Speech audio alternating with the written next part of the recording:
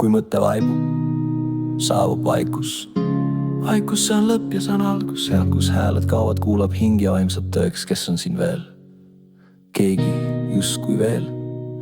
Eneses enesepeegeldus, võib-olla oled vaid kellegi pilgus peegeldus. Kui lased end lahti, kas jääd alles või just siis oled tõeline? Vaikus kardab maakab, kus töö on tehtud.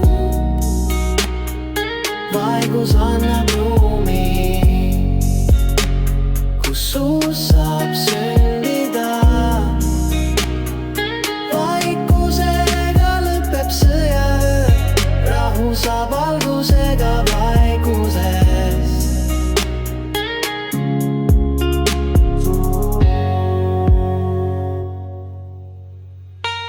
Kas ma olen või jään ka siis, kui keegi mind ei näe, kellele olen olemas see, kes märkab. Tema annab mulle kuju. Vaata väljapoole, siis võid seal näha iseennast. Sa oled see, kellena sind nähakse. Ja sa näed ennast nii nagu tahad või nagu Jumal näeb täiesti. Aga väljaspool Jumalat pole midagi. Kes seal näeks, ootad hetke, et saabuks vaikus, et vabaks lasta vabadus.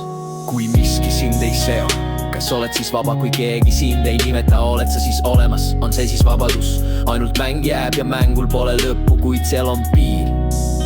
See piiritu piir, su enese piir. Kõik, mida näen, on mu enda loodud kujutised, nad rõõmustavad koos, kuid minu rõõm on minus loojana, tunnen ma kõike, mis on minust sündinud, nagu öeldud on, kõik on tekkinud tema läbi ja ilma temata ei ole tekkinud midagi, mis on tekkinud. Vaata väljapoole, seal võib peegelduda su enda hääl.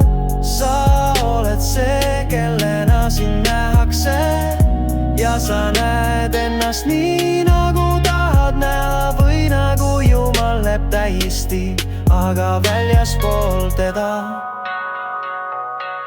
pole midagi. Kes seal näeks, ootad vaikust, et vabadus võiks tulla. Vaba